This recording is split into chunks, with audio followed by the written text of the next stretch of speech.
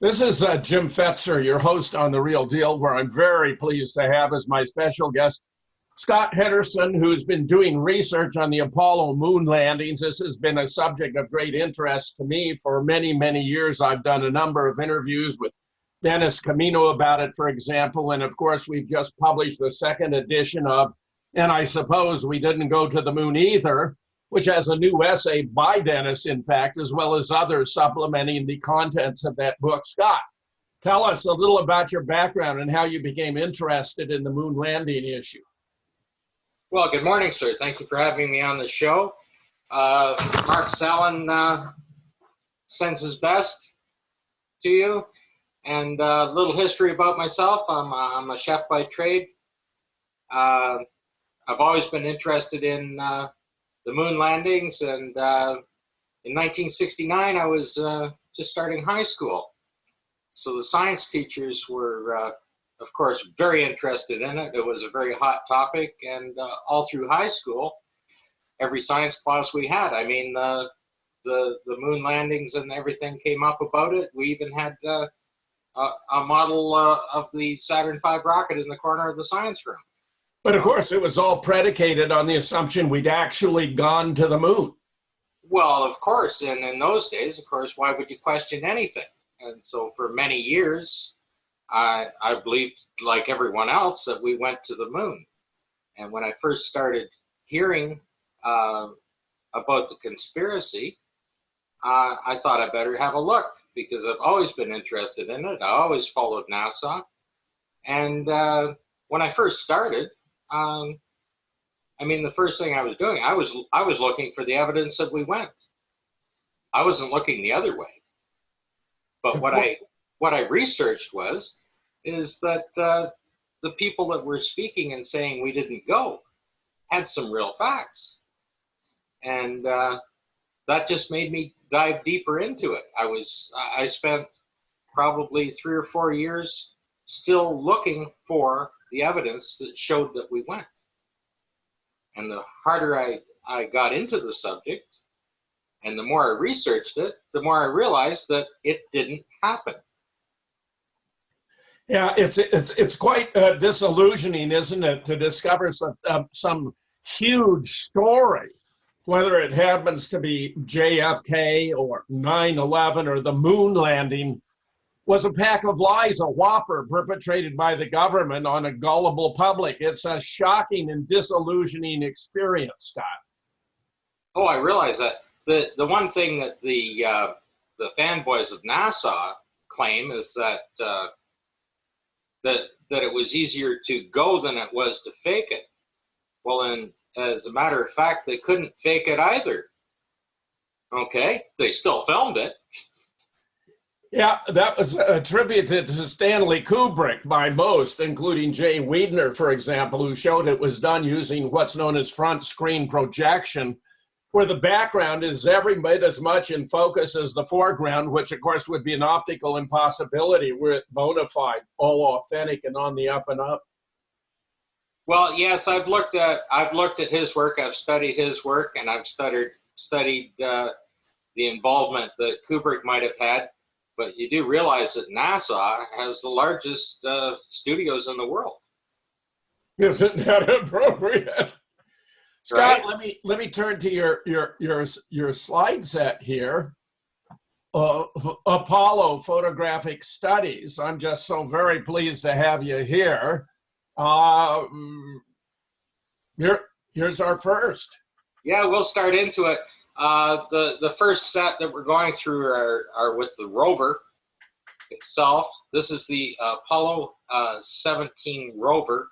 There are 3 of them, and it's very apparent in the picture. The one on the left in the screen is actually used in 15, 16, and 17 on it.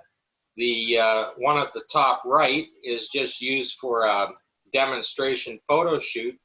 And the one at the bottom right is that's the photograph of the actual final resting place of the rover. And if you look carefully across the frame rail on that one at the bottom right, you'll see on the right-hand side, the links are quite a bit shorter on the right-hand side by the tire there, coming up. And then if you look at the one on the left, you'll see that they're quite a bit longer. The frame rail is completely different on the two machines. Well, that's fascinating. And of course, I notice on the top right, we have what looks like tracks for the rover, but on the left-hand side, there are no tracks, which of course is very, very puzzling, unless perhaps the rover was set down using a crane. Well, if you realize that they might have driven it in, if you realize that they were probably shooting it multiple times, okay, and the set crews and that would be out there, they'd have to rake off all of their footprints so that only the astronauts' footprints are in the shot.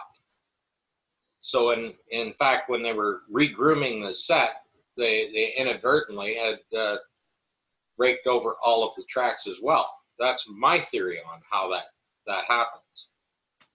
But of course, you'd agree there's something funny there, because we should have tracks. If indeed moon dust retains any tracks, we see a number of footprints there, which suggests it does. My belief is, since the moon is bereft of atmosphere, that you could no more leave tracks in moon dust than you could in the sands of the Sahara.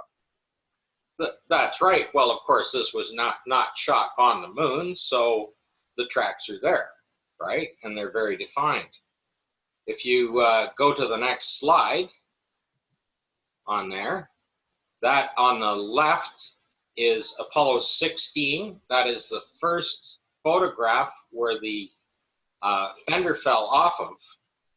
And the one on the right is Apollo 17. I mean, they were literally using the same equipment for all of the 6 missions that they photographed. That you'll see it that more apparently as we run through them, that it's the same equipment being used, and you can see it age over time. So the astronauts in Apollo 17 took one of the maps off and put it on the fender. And that's how it got there. But it actually fell off in Apollo 16. It's the same rover, that particular one. Now, this is also Apollo 16 in this one. And if you look just above the fender there, you can see that the steering arm has fallen down. Okay, and the steering was damaged in Apollo 15 and apparently was magically repaired by parking it in the shade overnight. and that's done by a well-respected presenter that put that out. I won't say who it is. But what happened is the front steering broke, so the front tires would just splay out. So the only way to keep it running and going is they were driving it backwards. And on the right-hand photograph there, you're looking at the tire tracks, and the actual video of that, they've actually reversed the video, so it looks like it's driving forward, but it's exactly following the tracks. Now the chevron pattern on the tires show you which way it's running. They're driving that backwards, and they're stopping and taking pictures and driving it backwards. And there's about 70 or more photographs of that on it. And if you look at the photographs backwards, then it matches the video, because the video has been run in reverse, right? If they were actually driving over their own tire tracks, the chevron pattern would be the other way. Here is the same rover in 15, 16, and 17. Those are the top photographs on it. And the close-ups of the tire show that the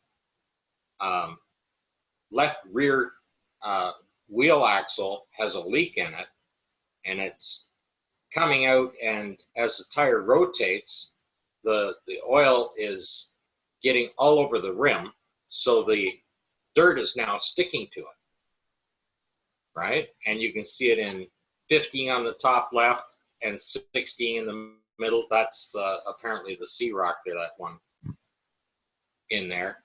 And the bottom are the blow-ups. And by the time you get to Apollo 17, which is the one on the right at the bottom, the oil is really leaking rapidly out of it, and it's going up the frame rail. It's going across the side frame on it, and other associated pictures with it. It's actually getting all over their suits as well. And of course, Scott, wouldn't it have been all but impossible to repair a rover on the moon? They had absolutely no contingency for any additional equipment when they were traveling, so they had no repair equipment. The amount of tools were cut down that they needed to have. They developed a bolt called a Boyd bolt, which is they just needed one tool and they just push it in and give it a half turn, and it releases the equipment. So all of the equipment were set up and designed with these Boyd bolts on it, so they only needed one tool. It really looks like a shabby piece of equipment. Well, the rover, like I said, they're using the same rover for all the missions. This is exactly the same machine for 15, 16, and 17. And I mean, these are hand-built machines. There's no way that they would reproduce the same problem. And right? Of course, it was ostensibly just left on the moon for subsequent flights so that the astronauts wouldn't be saddled with the problem of transporting another rover to the moon.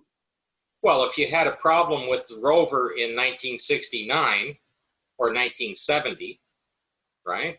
Or 70 or 71, they put it up there, right? And they saw that it was a problem, they'd certainly work on the next one to make sure it didn't have a problem before they loaded it on the rocket, wouldn't they? They'd be testing all that equipment out again. They certainly have this same problem over and over again. It definitely shows that it's the same machine. And this is Apollo 16. This is the jump salute, and that's a failed attempt at reduced gravity of the moon, because he's only jumping about 18 inches off the ground. And this rover is the only picture of this particular rover, and it's identified by having a double rib on the front left tire, on the fender there. It's the only shot of it going, and it's a perfectly clean rover. You see there's no dirt or dust or anything on it. It's just set there for this photo shoot. A double rib, yes, I see it there. Yes. So how can they account for having two rovers on the moon?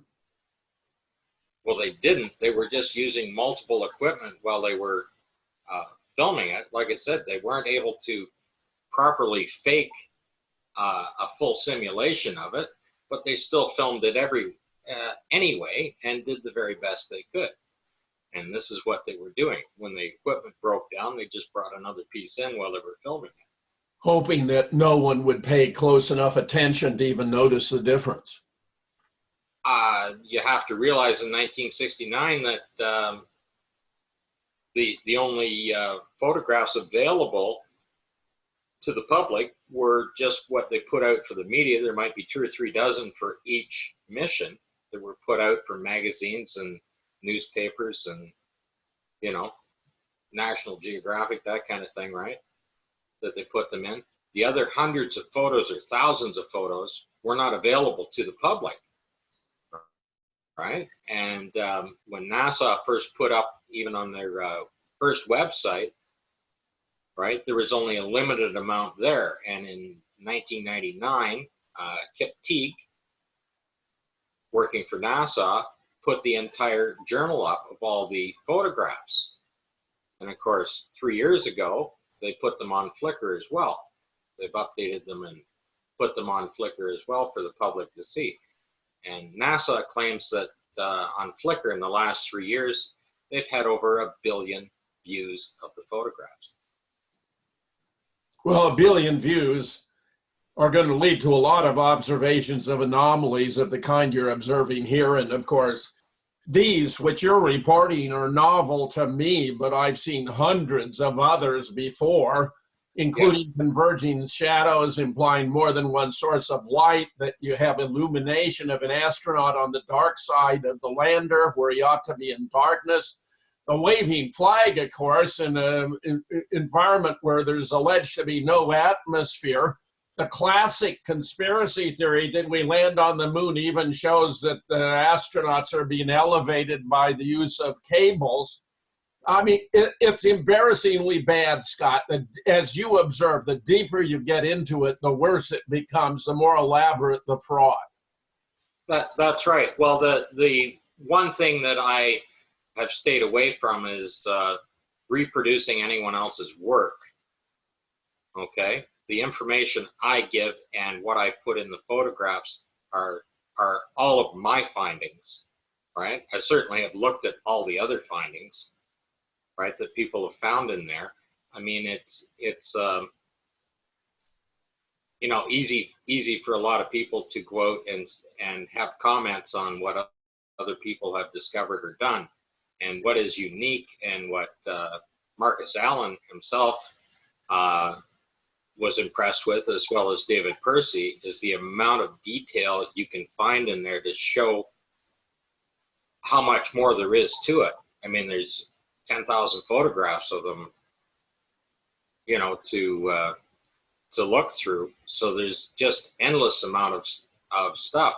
And because it's shot here on Earth, okay, and the location of where it's being shot, I mean, it's actually shot in a landfill site, junkyard, like a scrap metal site, basically. And what is underneath that dirt is absolutely amazing, and we're going to find some of that very shortly when we go through. I love it. You mentioned one. the staggering number of photographs. Jack White, who is a legendary photo and film analyst from JFK, with whom I did a great deal of elaboration, became interested in the Apollo photographs, and of course also has a website there.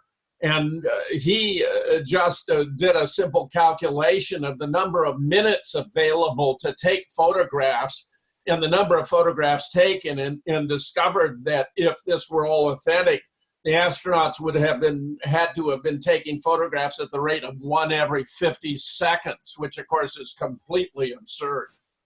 They wouldn't be able to do anything else. There's a few other things. Here are the 17 rover. This is right in front of the rear right wheel. Okay, that's the frame rail. You can see the arm that's going up there on the left. The arm that the arrow shoots through is for the seat itself. So you can see that in each of the photographs where it's sitting. The actual frame behind that is completely different in each one of the photographs. And I mean, it's part of the structure of the rover itself. You can't just change that. Those are the 3 separate rovers, and that clearly identifies that there are 3 separate machines. You can see the way they're constructed. I presume the rover was simply a variation on a dune buggy of the kind we find in Southern California ubiquitously. Except they made this one fold up with 4 electric motors running the tires. And on the bottom are the 3 different treads that they actually make. Which is completely ridiculous. You're supposed to have one rover with 1 set of tires, not leaving 3 set of tread tracks. Well, it should always look the same, right? The one on the left that's very square, the top left of the tire tracks. Yeah. You can see it's a perfectly straight line. Well, the Apollo 15 rover was damaged. It damaged the steering and everything else. And when they tried to fix it up, it's actually dog tracking so that the tire kicks a little sideways, so that instead of the chevron, it's only running on one part of the tire, so it looks like a square bar. You mean that you are suggesting there's a legitimate explanation for this variation in the tracks? That's the one rover. That's the top left tread. That rover's damaged. This is Apollo 17 though. This rover's been running around in 15, 16, and 17. Okay, that's the same rover that broke down, that the steering arm fell off in 16 that we saw in the other picture. It's the same rover. They keep repairing this thing and keep using it over and over again, even though it's damaged.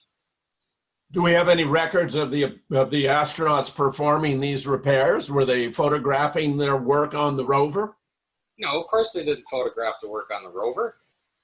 Okay, I mean they were sitting on Earth, and the entire support crew were coming in there, and probably Drummond and Boeing and everybody else are trying to keep this stuff running. It's just an elaborate joke. It's such a ruse. Yeah. Now this is Apollo 17, and they just threw the arm away when they were done. That steering arm right there is on the ground, and it finally fell off the rover completely. So they threw it away, and then they set a golf ball down beside it. And Apollo 14 is the only one to claim to have a golf ball. And if anyone is analyzing this photograph in particular, and you zoom in about 10 times in, you'll start to see golf balls all over there. They were using this as a driving range when they were having lunch between filmings. Scott, that's stunning. That's just embarrassingly bad. The only thing I haven't found is what brand of pizza box they were using for lunch. You know, like it's pretty amazing when you look at some of these photographs. The arrogance of this operation, you know, just treating the American public as though they were nothing but a vast collection of morons. Now, if you're looking at the ground here, it doesn't match the background. Okay, the mountain in the background is quite a bit different color, and you'll see the change when they're shooting through this valley on it. And the reason why it's darker is because it had rained. Because they had rained on the moon. No, it had rained on the set on. I know, that's what I'm saying, though, Scott. Right? I mean, that's absurd. You can see that it's rained, and if you look at the ground, you can see how it's speckled or rough. Yeah. Just like it's rained, it's through there on it. That's why the footprints, okay, when you disturb the soil, should be the same color underneath. Okay, it shouldn't be darker. That only, like if you're walking through perfectly dry sand and you kick the sand up, it's still the same color. Right. Underneath. But if it's got water in it, then it's darker. That's right. Of course. And this is exactly what you're looking at in the photograph. And I mean, Scott, I love it. This is just fantastic stuff. Yes. Now, these are this is just one example of the checklist, the cuff checklist. These are worn on the wrist or the cuff, right? And it's a little set of instructions for the astronauts. But what they actually are instructions on how to film each scene. Yes, this is the script. This is the script. This is the storyboard, right? The astronauts, of course, they had their own communications. They couldn't have anybody else giving them instructions over a mic that's being recorded live for them or whatever they're doing, right? And they were restricted in their vision, so they couldn't have people giving them hand signals. So they had to write these things up for them and say, this is what you got to do. So it actually gives them the timeline, because the DAC cameras either had a 4-minute reel or a 12-minute reel. So it gives them the timeline, what they're doing. And if you look at the top left, the LMP is the Lunar Module Pilot that shows him where he's going to be standing. Okay, it shows where the footprints are. It shows where the disturbed area is, right? It showed where the rock, where the hole was and where they set the rock, how to do it. And then it shows where it says 1, 2, 3 on the thing there, that it shows the camera settings and where to stand for the commander to take those photographs and how many photographs to take. Okay, and on the top right, it's a full description of a boulder right down to the exact size. Now this boulder is about third, half, 50% bigger than a football. Okay? Yeah. Now, it shows the exact time that the astronauts would arrive This is Station 9. And of course, they laid the stations out too. They mapped all those out before they went. These are done months before they even took off, so-called, to go to the moon. So how did they know that there'd be a football size or twice as big as a football shaped rock there, and know what the mineral contents were once they split it open when they got there? Scott, this is devastating, devastating stuff. Absolutely. And then when you look at the bottom, on the bottom left, you'll see that it says photos taken, past tense. Yes. Okay. But they even know the direction of the sun, where to set the cameras up in the direction of the sun. How do you know which direction this rock is going to be located at when it's only that big? Because, of course, they're prepping the set. I mean, it all is just so incredibly revealing and so damning of the whole project, Scott. Well, you see, they went out and they collected the rocks here on Earth, and then they designed the set. So they set up the different stations, and that's where they're going to have the different samples of rocks coming from. And these are all laid out in the storyboard on the cuff checklist. Fascinating. All ahead of time, right? That's how you get the station layout. Even though the exact time, like if you can imagine the exact time, you have to start from launch and calculate that's when they're going to show up. I mean, if you did one extra orbit around the moon, you wouldn't even land in the same. There's 5 alternate landing sites for each mission. They left nothing to chance, of course, and nevertheless, they slipped up in innumerable different ways. Yes, and this one here on the this is the video that they put up on the internet. It's called the Grand Prix. Okay, and if you listen to the commentary, it's like they're just, okay, we'll give it some gas and make a turn here and do this and do that. It's all laid out for them here right in the cuff checklist, that they drive through the first crater, go around the other 2 craters and drive through the last one. The camera positions are sitting there, and of course, the astronaut is taking photographs of this and running both those cameras at the same time. I mean, both those cameras have to move to follow the rover. Doesn't this require more cameramen than we have astronauts? Well, there's only 2 there. The one on the right, Jones is the inspector for the filming. Okay, and they've penciled him in here on the thing, and there are a couple of people on the internet that claim that Jones is actually a crater, and they've reproduced a map showing that Jones was an actual crater. They drew a big circle around it,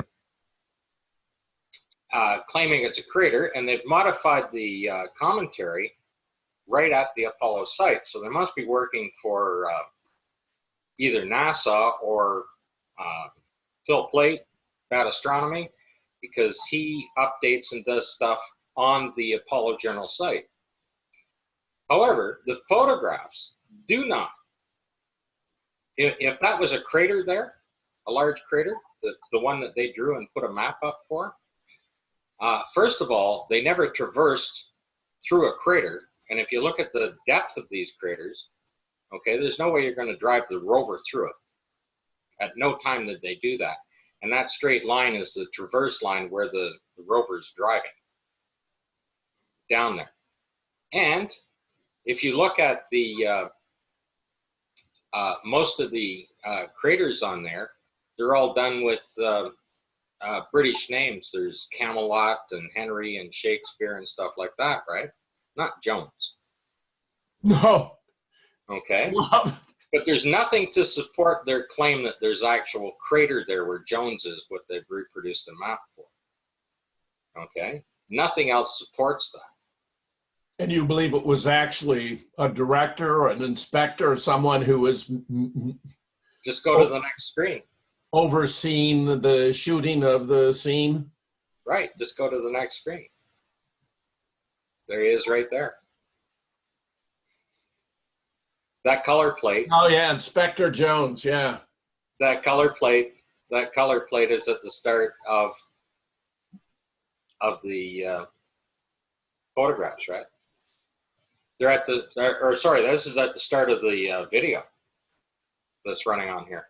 And of Scott, course, so this is so revealing in and of itself, for crying out loud. and how, if Post is the photographer, he wasn't on board. He never went to the moon. Now look at the date. 28th of November, 1972. Well, they didn't launch until December the 7th. The launch date for Apollo 17 was December the 7th. This was shot on the 28th of November. Or about 10 days before they even took off. Yes. Now, all of these videos are online. The raw uncut videos have this color plate at the start of them, and it shows the date, the inspector, and the photographer for each of them. And all Really? of them, Really?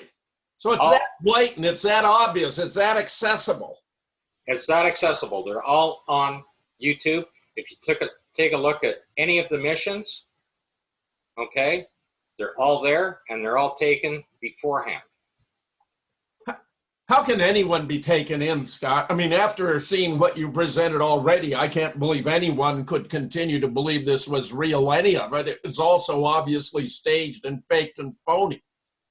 Right. Well, like I said, they claim it was impossible for them to fake, and it was. Okay? They couldn't manage zero gravity. They messed that up, because the only time the astronauts would be in weightless condition would be when they were in orbit around either the Earth or the Moon, when they reached that equilibrium that they would be weightless. When they're traveling to and from, they wouldn't necessarily be weightless. They'd still, you're pulling away from the Earth, you're going to be affected by the gravity. But they didn't know that, so they showed them being weightless the entire way, right? The videos of them supposedly in 1/6 gravity on the moon, I mean, you see them tripping and falling, you see the wires pulling them up, you know, after they fell down because they couldn't stand up and things like that. And of course, if you look on their suits, they have clips right at their waist. There's two big hooks right there for the wires to hook onto, right on their suits. It's pretty amazing. Okay, on the left is Apollo 11, and the helium tank there is in quadrant 1. And what isn't shown is the extra batteries for the their backpacks, the Bliss, are down on the left-hand side on that. And that helium tank pressurizes the 4 fuel tanks to push it through the engine. Okay, on the image on the right, okay, you can see where the ladder is. You're still quadrant 1 where that big black arrow is. That's a little schematic of the rover, and that's the 2 tires folded in, and it's in there. So the helium tank has been removed. Okay, and if you remove the helium tank, you can't pressurize the fuel to run the engine. So what you're saying is even from the point of view of the engineering design, it's a preposterous arrangement. Well, they had to add the rover to it somehow, so they simply removed the helium tank. Okay, they didn't. It's not relocated. There is no other spot to relocate it. Okay, the engine sits in the center square, and then the 4 around it, the 4 squares around it are where the fuel tanks sit. Okay, and then what's left over on the side are the bays, which are triangulated in, right? To fill in the bays. So you have your payload bay and your experimental equipment is in 2, right? And quadrant 1, this is where the helium tank was and the extra batteries for their backpacks. That's all been removed just to hold the rover in place. The thing won't run. The engine won't run without that tank. Well, that's what NASA says. I think it would run just fine without that tank, but the whole thing was just junk. This is just junk, Scott. Yeah. Now, this is an interesting shot. The first thing you should take note of is that is the CSM. Okay? And the picture is supposed to be shot from the lunar module. Now, at no time was the lunar module in a higher orbit above the CSM. And the following photographs of that, the CSM is actually descending to the moon, which it didn't do, only the LEM did. Now, the second part of this is that is the moon behind it, nice, brightly lit up. So the silver reflection on that should have nothing but the blackness of space. There's nothing else there. There might be a little image of the lunar module, but that's not what you're looking at. This thing is hung up in a hangar somewhere, and if you look at the close-up, you'll see that there's the 2 doors are there. Those are colonial-style doors. One has the window in it, right? The other one, you can see the handle and the latch on it. And then back on the right-hand side, there's 3 guys standing there. 2 are facing to the left, and the other one is facing forward. And if you look at it, you can see their arms, their hair, their faces are all there in those images. Now, you mentioned the blackness of space. My presumption has been that the sky would be ablaze with points of light that were distant stars, that they wouldn't be twinkling because of the lack of atmosphere. But either way, you should be looking up at the CSM, not down toward the moon. Down. But because it is pointing up, okay, even if it's not going to show stars or anything else, it should only be the blackness of space. There should be nothing else reflecting off of that. Okay? And that's exactly what you're looking at. I mean, like there'd be a bright reflection of the sun wherever it's hitting on it, and there might be a little spot because of the angle of that cone, right? There'd be a little dot of the lunar module would show up in it, and neither of those are there. Well, your most devastating point is the CSM was never in a lower orbit below the LM, and therefore the photograph is impossible. It travels way down. The series of photographs of this, it's traveling very low down. It gets down to a little tiny dot that you have to zoom in to even see it. It's that much lower, and there's absolutely no way. And all of their other documents that support the orbits and their paths never show the CSM below the LEM. The LEM comes up to it and joins with it. This is an interesting photograph. This is of course, the iconic photograph of Buzz Aldrin. And he's actually pointing at his watch. And because the astronauts themselves are the whistleblowers, they do a lot of pointing stuff out. A lot of pointing stuff out. And if you see, the watch is 14 minutes after 11. And David Percy wrote up the article on here on the importance of the 11 and 14 for both the Freemasons and NASA.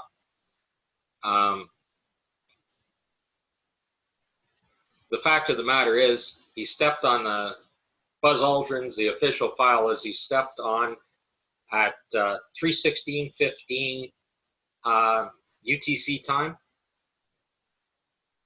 and that would make it a quarter after 11 Florida time, I think. However, this photograph was taken 59 minutes and 20 seconds after he set foot on the moon. So it should say quarter after 12 if he was set on Florida time. Okay. If he was on Houston time, it would be quarter after 11, which is also Arizona time, right?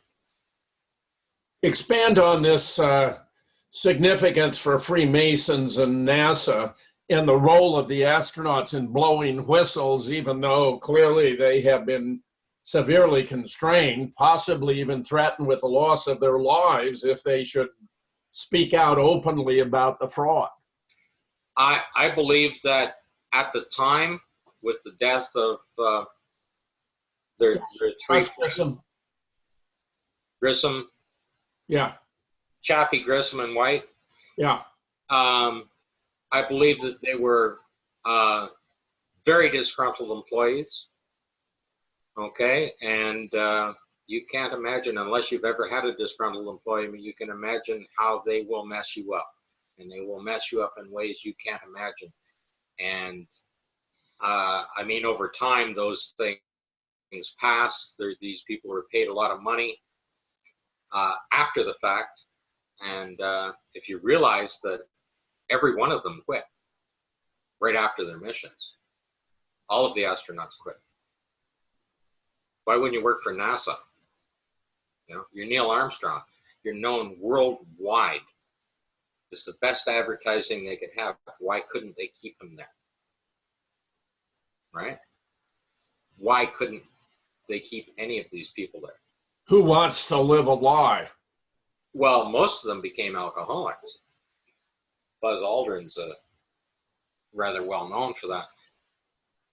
But when they were shooting the photographs in their very disgruntled state and upset with their employer, they took these photographs to reveal the fraud. They are the whistleblowers. And when you start looking through at what they point out and how they point it out and how they reveal it, and we're going to get into a few of those, so that how they point things out. This one right here, this is interesting because on the right is the live TV camera shooting. And if you see that arm that's sitting out there, just at the bottom of the ladder, okay, you can see where the camera should be sitting. And what's coming down, that shadow coming down on the ladder, is Aldrin's leg. On the left-hand photograph, okay, when you look, there's no camera there. Now, NASA claims that that camera was on that pallet that folded down and came out, and where the location of that is in between, in that black spot in between the rungs, is where the camera is actually sitting mounted. And it is mounted there. But that's the one they drag out and set out on the ground to pull it out 100 feet and shoot from there. Well, these photographs are basically completely incompatible. Well, it's shot at different times. They shot the video. Aldrin appears to be in the shade, whereas here on the left, he's very clearly, illuminated. Well, that's right. It's shot at different times, different lighting, different everything. I mean, in and of itself, this proves the fraud right here. In fact, many of your different presentations, each of them is sufficient to show the whole thing was an elaborate hoax. But why isn't Armstrong in the photograph, in the live video? He has to be, you can see where he has to be standing to shoot that. It's shooting both the legs back, right? When you're looking there, you can see him shooting both the legs back. He has to be out on that side of that ladder. Roughly where the name Aldrin appears. Yes, he has to be standing there. And that bright spot is where he walks around to. If you're watching the video, he disappears around there long before, like, you see him taking some photographs or whatever. and then he walks around behind there. But Buzz hasn't even started down the ladder when he disappears. And the only way that could happen is it's shot at 2 different times. They're doing multiple takes. Multiple changing the lighting. Here's an example of them changing the lighting up. Now, this photograph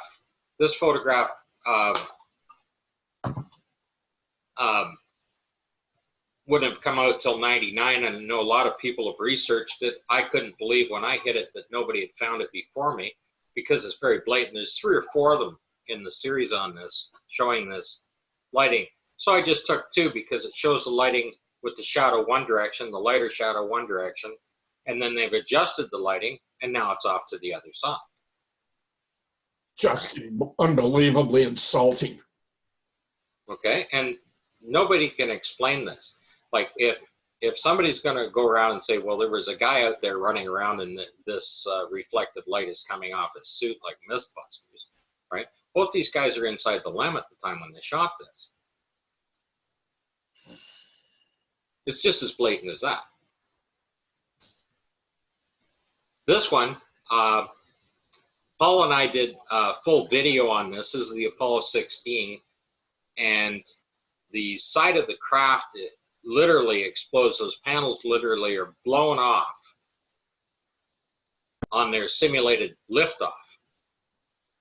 Okay, and if you look at the top right, you can see that the paint, like they're using the same LEM over and over again, and the paint is peeling back on it.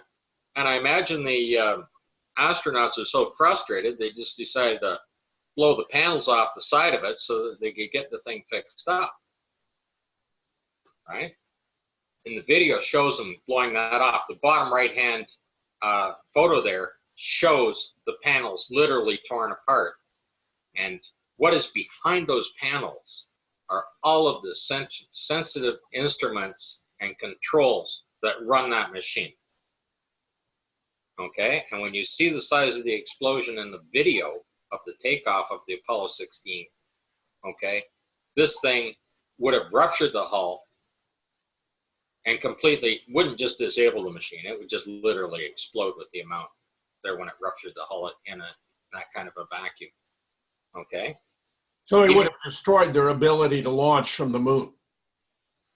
Well, this thing on liftoff, that's all of their controls and relays, telecommunications, everything else are behind that panel, directly behind it. And anyone listening to this, just watch the video from Paul on the plane of the Apollo 16 liftoff. Well, we have 6 or 7 out right now. When I was a kid, there was a real cheesy TV program called Flash Gordon, and they had very primitive props. This is reminiscent of Flash Gordon, Scott. Absolutely. I have been I've been studying how they were doing the simulated landings and takeoffs, and Paul and I will be doing a video on it as well. I believe they were using steam, high pressure steam, to simulate the landing. And then when they got to the liftoff, all of that equipment was in the lander part, so they didn't have anything to simulate an exhaust on takeoff. And I actually have a shot of the interior control panel inside the LEM, and it shows a full bank of heater switches, and then it shows gauges, and it says steam pressure right on it. Steam pressure right on it. Right on the panel. And that, you got to watch that video because Paul and I are going to put that one up. I love it. I love it, Scott. Okay. Now this is some real staging. And it took me a long time because I was kind of stuck on the fact that the wheel was off the ground. And I still haven't figured out why they did that. If you look at this tool, they've set it up on this dirt pile. Well, first of all, this dirt pile looks like it was put there by a front-end loader. And there's no other dirt pile like this on any of the photographs, right? They're all kind of smoothed over little mounds, but not just a pile of dirt like this. So I'm looking at this tool, and it just struck me that the shadow of the tool makes an arrow.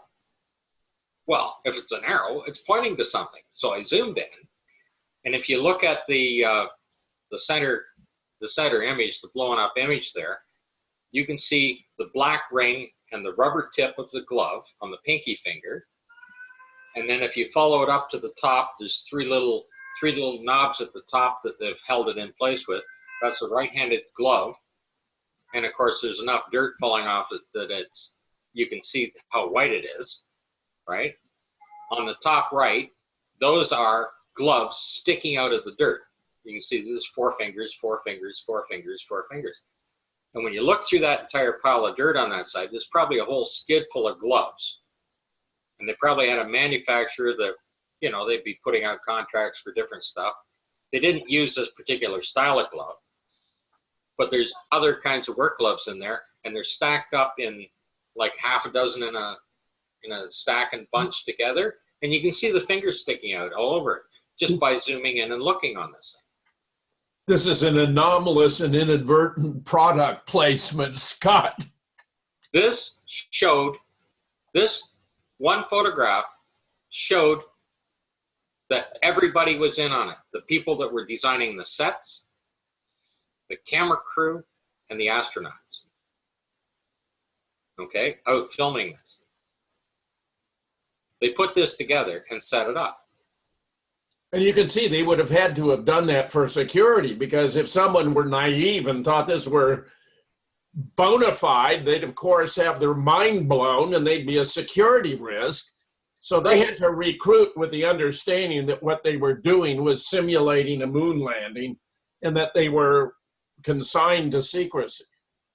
Well, they're trying to expose it as best they could, but they still had to get these photographs past NASA. Yes. Right? So yeah. Here it is.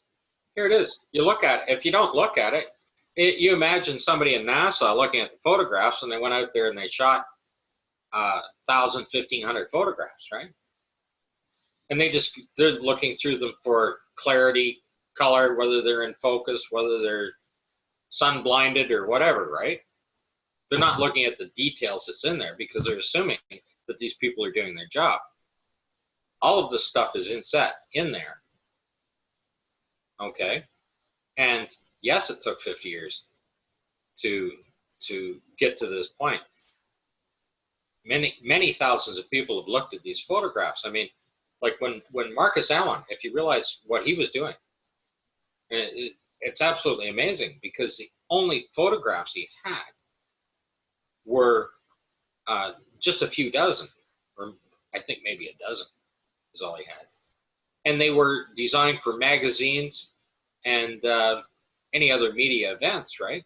These things were airbrushed over, corrected, color corrected, centered, the whole 9 yards, right? And he's looking at the photographs and he's saying, God, the lighting's not right. This isn't right. That isn't right. He's spotting that out. That's incredible compared to what I have. First of all, I have what everybody else, like, that there's something to look for. And I have every photograph available. I've downloaded every photograph. I have them all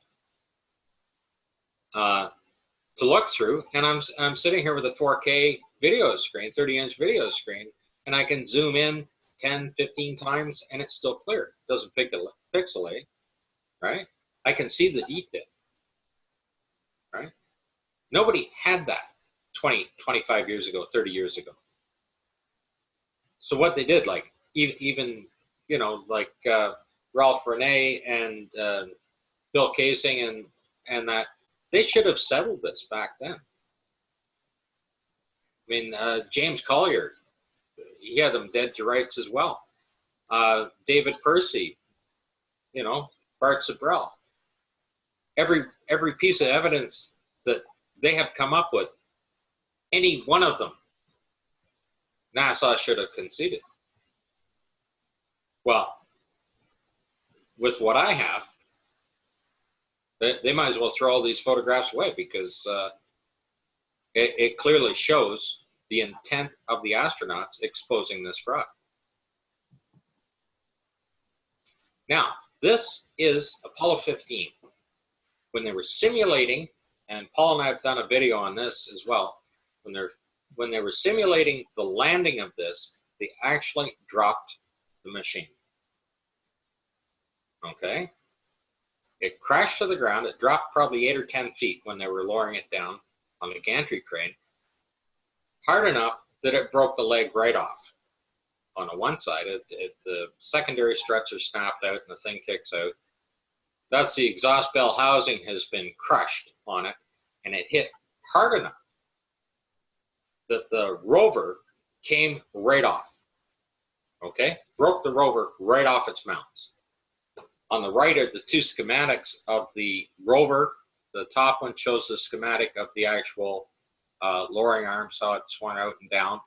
And on the bottom is, with the rover in place, just the schematic of that square, and then the wheels go in on the angle in there to fill that spot. So when you look over at the actual photograph, the two big arms are the ones at the bottom that come up on the 45-degree angle up to the rover. They're sheared. You can see they're sheared right off. And the close-up photo of it, you can see the lanyards. It's a spaceship, right? It's a ship, so they're lanyards, cables, right? Both those cables are snapped clean off on there. That's how the Apollo 15 rover got damaged initially. That's how the steering got damaged. That's how the fenders got damaged. The seats were damaged. And as well, one of the batteries, they even logged that the one battery bank was down. It wasn't functioning at all. And you mentioned here, note the mold on the sewage bag, an example of equipment aging over time. But Scott, doesn't mold itself prove this is not on the moon where there's no atmosphere and no moisture? I don't believe it would be possible to have mold on the moon. No, but there's a lot on Earth. Flip to the next photo. We just go through and we'll get to there. Now this is those are their backpacks on the ground. If you look at the top right one, you'll see that one has the covers taken off, and the other one there is sitting up underneath the machine, still together. And of course, the astronaut taking the photograph has to have one on. He can't function out there. And the astronaut in the background's got one on, and only two are supplied. So we got 2 extra backpacks. Well, that backpack isn't really a backpack. That's just a cooling system for the suit. When you're running around doing a simulation on Earth, you got to keep these guys cool in those suits. And that's all that is. That's the sublimator core. What's laying outside that thing is sublimator core. Before we go to the next photograph, that leg there is the ball swivel joint is snapped right off when it landed. The leg is sitting off to the side of the pad. It's pushed right off to the side. It should be in the center. It's actually broken right off. Well, the equipment was so flimsy to begin with. I mean, you know, nothing like this could have sustained the actual pressures and stresses to which it was purportedly subjected on the moon. Had any of this been real, I think this flimsy thing would have fallen apart immediately. Yes. Flip the next one up. There we go. Okay. On the right hand side there on the ground are the ball swivel joints for the secondary strut. Now they didn't even clean this equipment up. All the broken pieces, you can see all the broken pieces have been stuffed up underneath the machine. But those are the 2 ball swivel joints that broke off of that leg. Okay? And on the left hand side, if you're looking, the leg on the left, you can see the distance, the length of that leg is a lot shorter than the one on the right, because they had to bring in another strut long enough to prop it back up because it was now sitting in that crater. The one on the right being longer than the one on the left. Well, the legs actually do compress. The bottom 32 inches compresses down, but if the one on the left had compressed, the foil would have rolled up. Okay? Yeah. It hasn't compressed at all. So the other one they replaced it in, the one on the left is 32 inches up to where the secondary strut comes in, and the other one is around 4 feet. Or 48 inches, a foot longer. When the astronauts, you see photographs of the astronauts walking up, that's almost at the shoulder height, and the other one's at their waist. And of course, if this had been bona fide, they'd be symmetrical, the same length. Well, they would compress down shorter. Right. Now, here's the close-up of this is a museum photograph, what they have on display in the museum. And in the center there, that round core, that is the sublimator on a full active backpack, the PLSS, right? The battery's down on the bottom right, the oxygen tank's on the bottom left, and the 2 oxygen purge tanks are at the top, right? What's on the ground beside that leg is just 2 canisters with that sublimator core to keep the suit cool. Like, they didn't need to have extra oxygen or anything. They're running around on Earth. They just needed to keep the suit cool, and that's what you see. You see that core in there. Pretty amazing, eh? This is Apollo 15. That is the opposite side.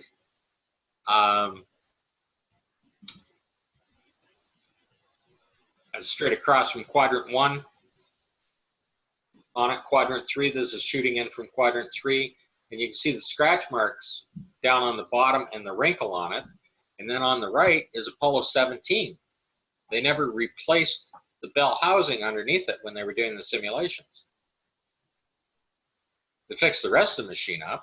Well, they got it off the ground. They got the legs adjusted right for it, got it back up off the ground. But the same scratches are on there. They're identical scratches on there, and the wrinkle's still in there. Close enough for government work, Scott. Yeah, pretty amazing, eh? Stunning. This shows that they're simulating. This is the hammer and the feather. Okay? And they dropped the hammer and the feather right beside the strap that broke. That great big strap.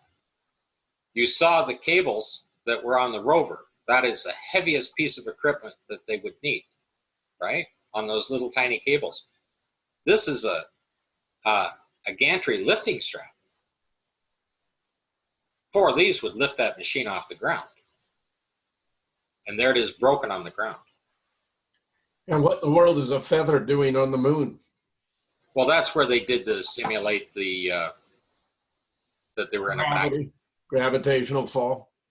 Yes, both fall at the same time. So they nicely set it up so that they dropped it so that it would be right beside. So when they shot the hammer and the feather, they're also shooting. Reminiscent of Galileo and the Leaning Tower of Pisa. Right, but they made sure they dropped it so that the strap would be in the shot.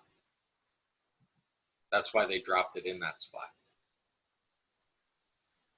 Okay, this is Apollo 11.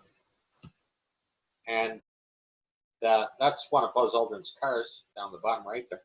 I Googled that to pull that up. The car is actually in the photograph? At the top there with the arrow? Yeah. That's the car? And you can see it on the top right? Yeah. Scott! This is awful. This is so amateurish. Okay, flip to the next one. There's more than one car in here. There's another one.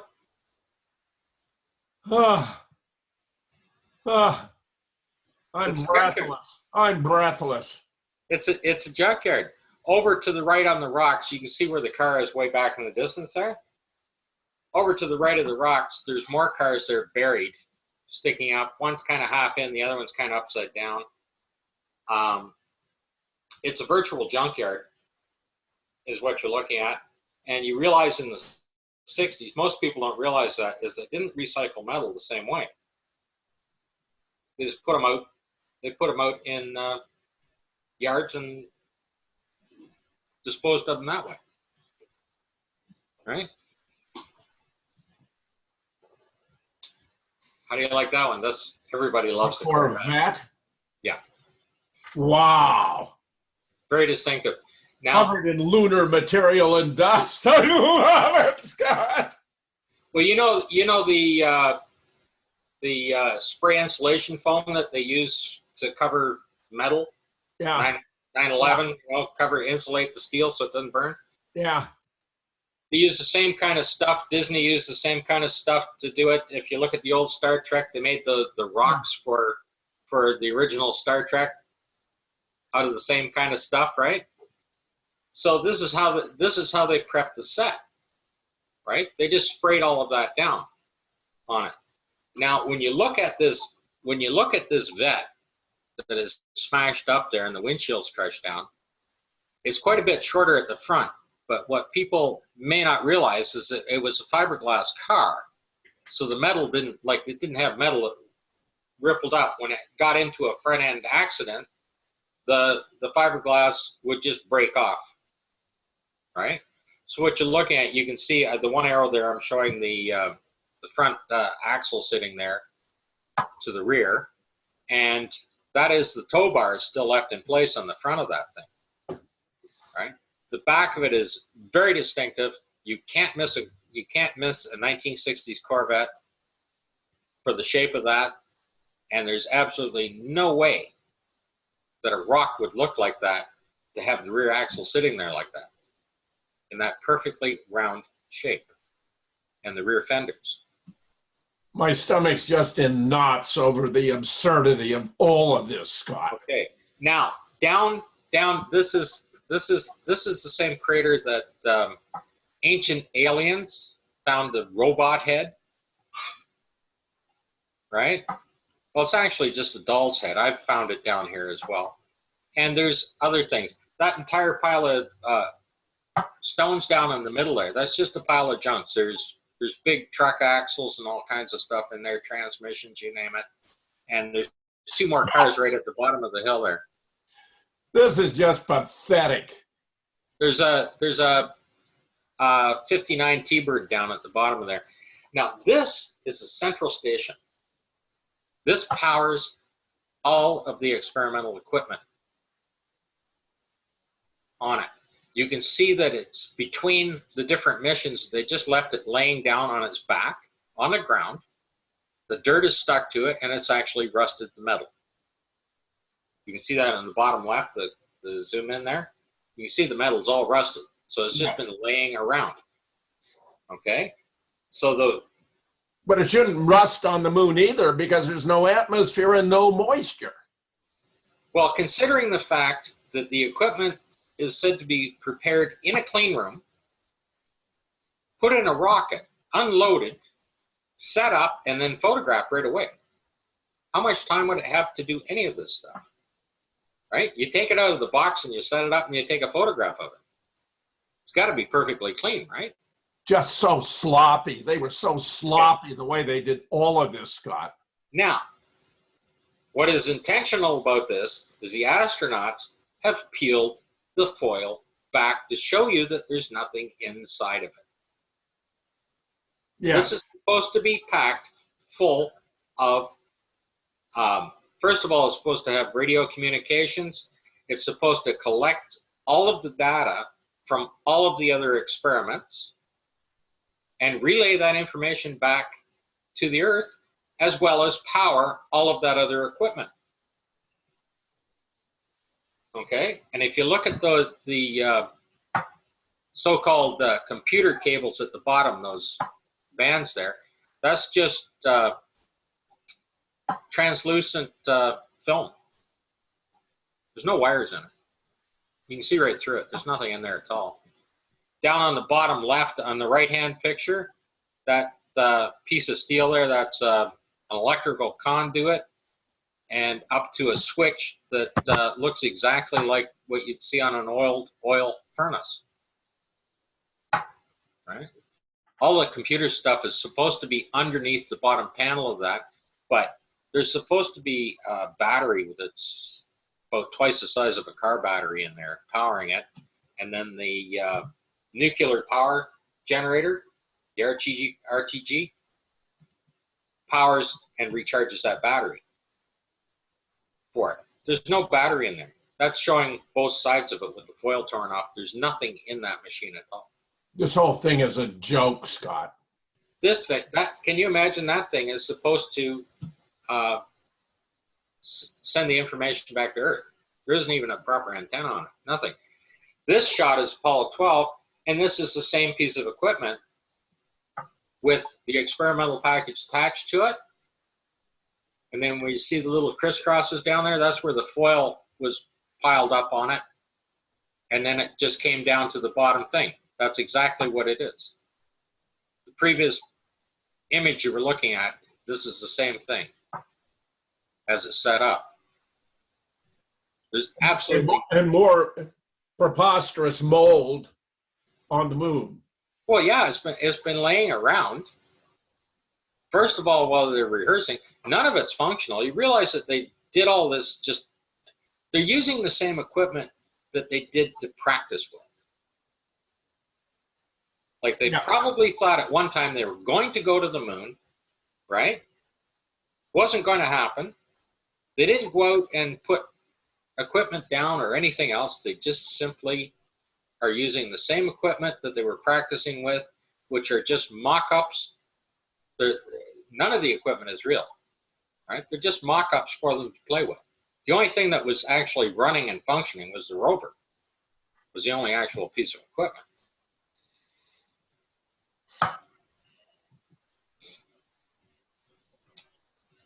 And here's another piece of equipment on the bottom, on the left-hand side, the arrow showing down there, you can actually see water standing in there.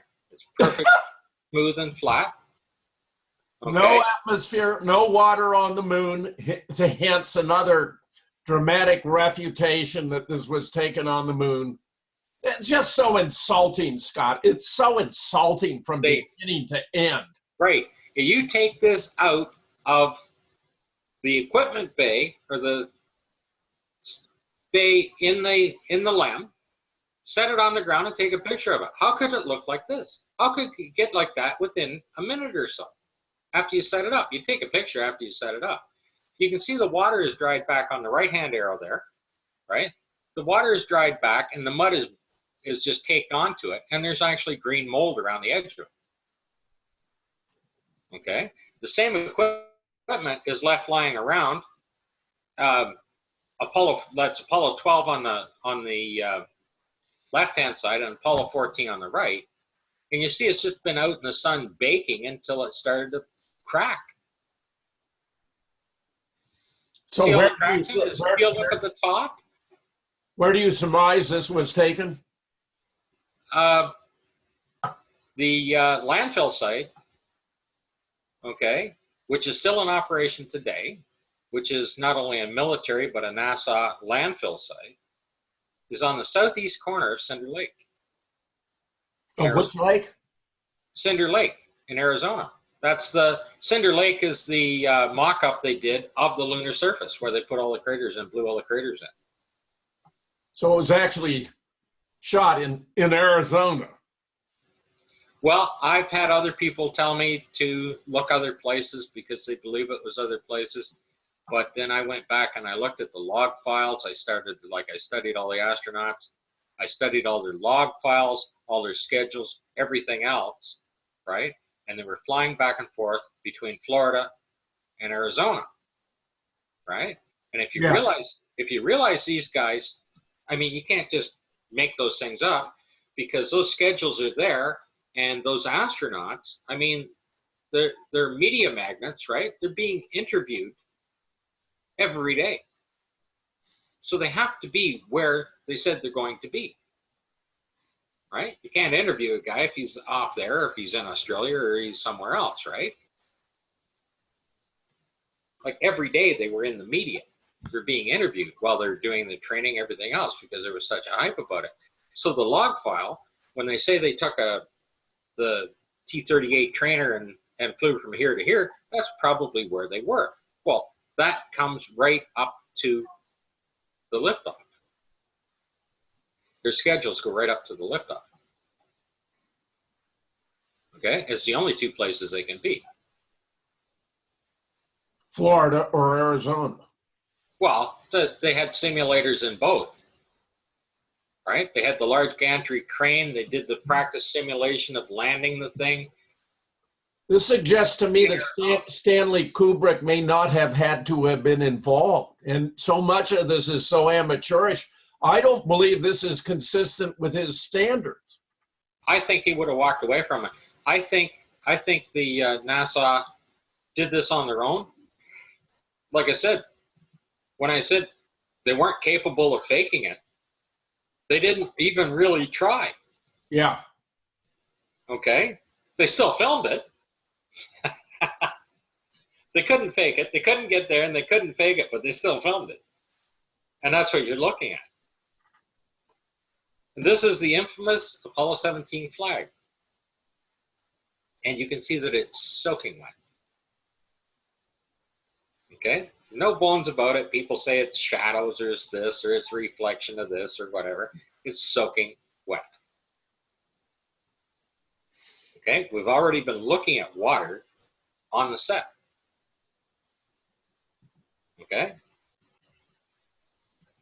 On the left, that's Jack Harrison Smith, Jack Smith, if you like, his nickname, Jack. He actually, they're just playing around in the mud, so he just picked up some mud and smeared it all over his arm there. And 2 photographs later, it's washed off again. And you can't have mud on the moon any more than you can have water or air. That is mud. You can see that the suit is wet where it's been washed off. Yes. Okay. And you can't have that on the moon either. Mist. Little morning mist. Somebody said it could be dust. Well, there's no wind either. That's right. That's right. That's right. The fact of the matter is, it just can't be there. Okay. This is the Surveyor. Okay. This thing managed to get to the moon all by itself. Landed by itself. Didn't need people on board or anybody else. Didn't even need a transporter. Okay. What is interesting is the Russian machine is identical to this. The panels, everything, even the way they're cut out, are identical. The only difference I found when I was studying it is the top panels. One are solar panels and the other is supposed to be a high gain antenna. These ones are supposed to be solar panels, and if you look, it's just a piece of particle board with a 1x3 down the front of it. Okay, and the other one, you can see where it was glued down to something else. It could have been old countertop or school desk or something like that, and they're reusing it here. Now, Scott, the then Soviet Union and the Chinese must be fully aware that this was all an elaborate fraud. Well, they will be if they watch this show. And you can see there's standing water on top of the thing on the right there on that panel. Yes. You can quite clearly see it, and if you've really got a good thing, you can see where he wiped his finger because the cuff checklist tells them to wipe their finger. The mirror, the panoramic mirror on this thing is just covered in dust. Well, you can even see a reflection from that little mound there in the water. Yes, absolutely. But the panoramic mirror is pointing on an angle down, and it's covered in dust. The rest of this machine is absolutely whistle clean. I don't know how the thing is covered in dust. And of course, if it rains, everywhere. And they're not going to get out 24 feet up in the air to clean this off. However, they did manage to take a photograph of it. This photograph is supposed to be a docking sequence in space, by the way. Not on the lunar surface. Scott, this is all just embarrassingly bad. It's so amateurish. I'm just in shock. This one's really going to get you. Okay? When I was looking back through all the PDFs, a pressure test that got to about 8 psi, and it blew the window out. That's about all it can handle. That's why they only claim to have 5.5 psi inside the machine. So they duct taped it back together and they put a rain guard on it. Well, the rain guard got broken somehow, probably when they were lifting it with those straps, right? Probably hooked it and broke the rain guard off. So on the right-hand side, there is the window. And of course, even the seal on the window is broken in between the two layers of glass, and the paint's peeling up inside. Now, the photograph on the right is said to be taken halfway to the moon in zero gravity. So in zero gravity, water is running down the window. Okay. And it's supposed to be 240 below zero and would be frozen if it were real. And doesn't freeze. It's all absurd. It's all just absurd beyond belief, Scott. Absurd beyond belief. This is just mock-up equipment that they were using to do the filming. None of it's real. None of it's functional. Okay? And it was used like this is exactly the same equipment for all 6 missions. The same rover, the same LEM. Everything is being used over and over again. God. Okay? And of course, you can see there's no footprints around anywhere near that can. We got a beer can on the moon. Like I said, if I found the pizza boxes, I'd know what company I know. God. I got tons more. This one's great. Look at that nose cone of that rocket up there. That missile. In the top right? Yep. That's it in the background. This is Apollo 14. Okay. And in the center picture, you can see where the nose cone is there. Those are 2 cars up on their sides. Wow. Okay. Now, down in between, you see the round on the left car up on its side? Yes. Just look over a little bit, you'll see a perfectly round ring. That's about a 59 Ford with the Continental kit on it. That's the tire sitting up there, buried in the dirt. That's another car sitting in there. And then on the bottom right, I didn't use another photograph. Just to the right of this photograph, the next picture over, on the bottom, that is the Bentley that they even mention in audio, and it's in the transcript. A Bentley. That's the Bentley. You can see that car sitting there. One of the most expensive cars in the world in the landfill. Yeah, but they threw him out. Probably Elvis Presley's. Now, this is Apollo 11. Now, Apollo 11 weren't so bold when they were doing stuff. They simply took a photograph of the equipment.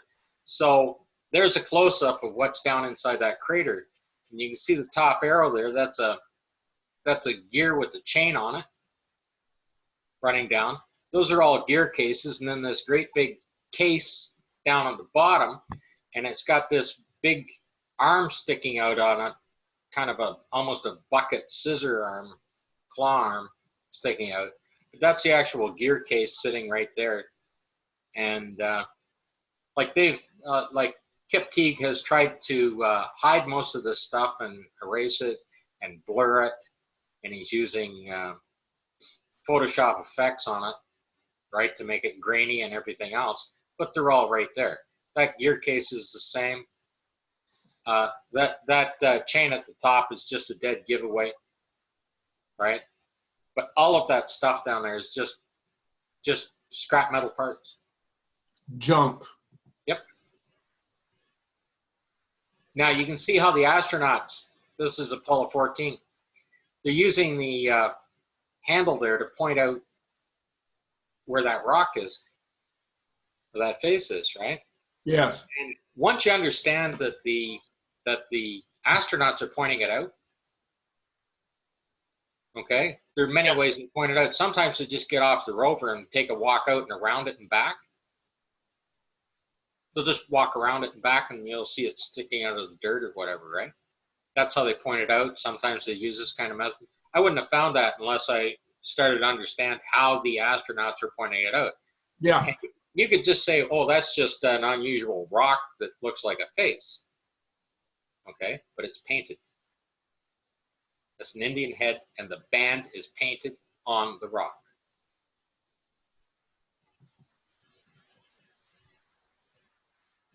This is that's a ball bag, you know, when you go grab 100 for the driving range.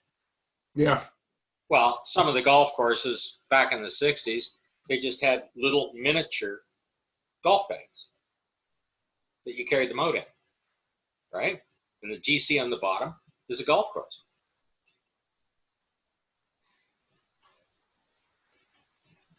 Wow. And of course, then I had to throw the Sea Rock in too, because NASA wants to get rid of the sea. This is Apollo 11. That's the Sea Rock in Apollo 11. And of course, the inset one there is the actual Sea Rock from Apollo 16, right? I have found that same rock in, I can't remember which one I didn't find it in, but I got it out of 5 out of 6 missions. That rock is in there because they're using the same set on the same location. This one, they took a lot of trouble. They had to trench this out to lift this rock up. And that shows you how they sprayed the equipment on the top left there. So it's like they're using a plaster or concrete, whatever, to make the rock itself. They're sticking all kinds of unusual pieces, whatever's on the ground, they're just sticking it in there for filler. And then they're putting that spray on, the same as they did over the cars, right? That's the spray. Like it's a clay mold spray or whatever.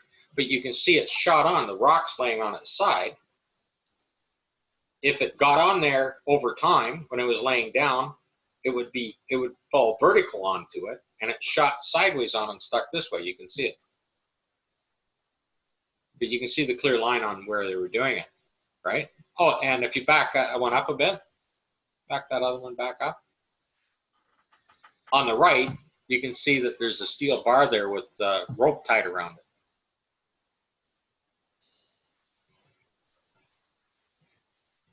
See the rope tied around the knots? I'm looking at it. I see the end of the bar down here to the right. The arrows are pointing at various aspects of it. Yeah, where the rope is tied around. There's rope tied around each one. There's the knots on the left-hand side, and you can see the rope going across it. Now this one, there he is pointing it out again, right? The astronaut's nicely pointing it out. And this is a different design on how they made a rock.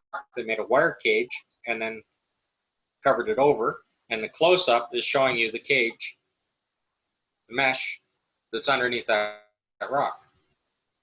And that's just one example of what you'll find. You'll find 3 or 4 more of those in Apollo 15 doing the same thing.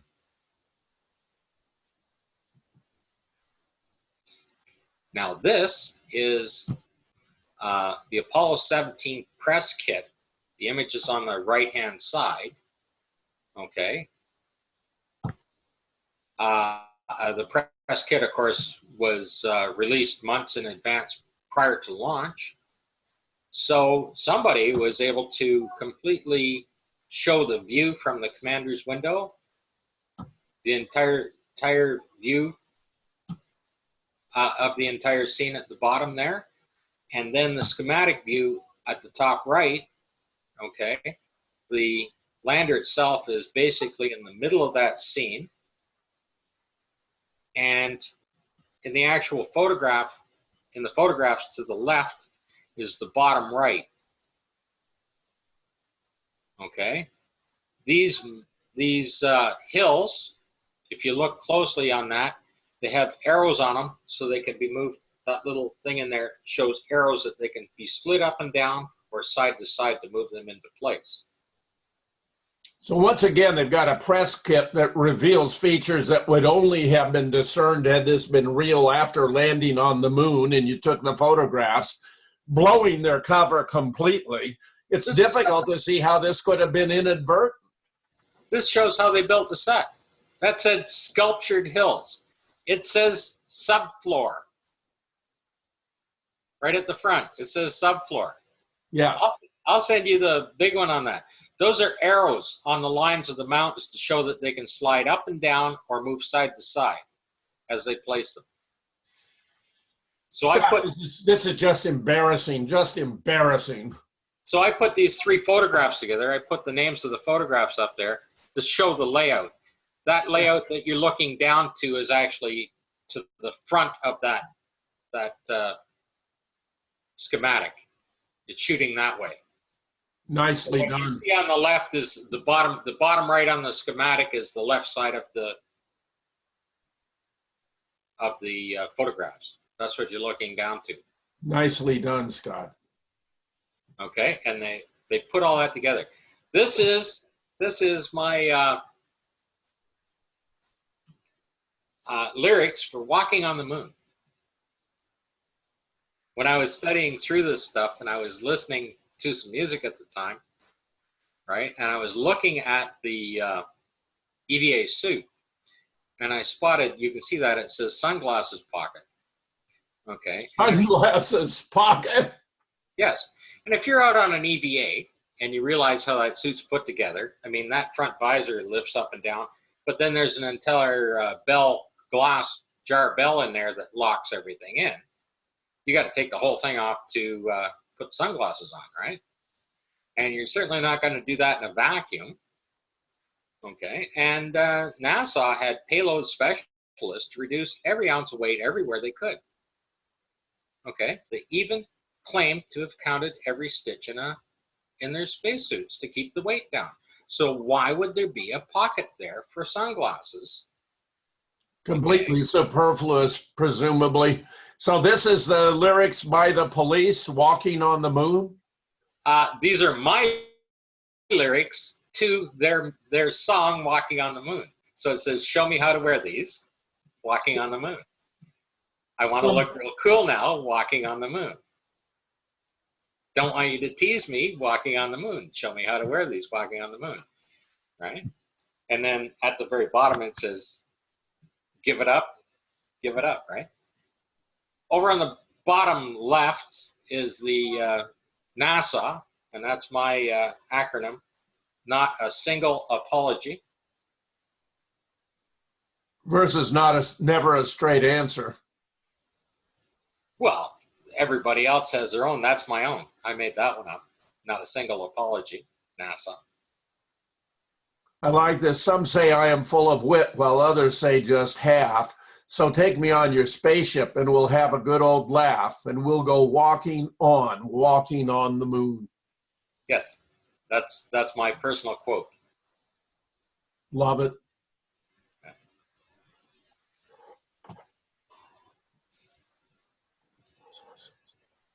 Scott, this is completely stunning. I love it. You've done a brilliant job with this. I'm blown away. Absolutely blown away. Well, you'll have to sit down. Paul and I, like I said, we've got 6 or 7 videos out. I did 3.5 hours on Globebusters, going through these photographs, which are other than what we just looked at as well.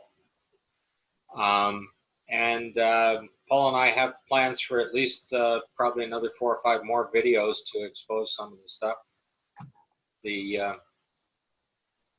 Completely sensational, Scott. I can't tell you how much I appreciate this. I want to have you on my show when we get this up and we'll talk about it on the radio.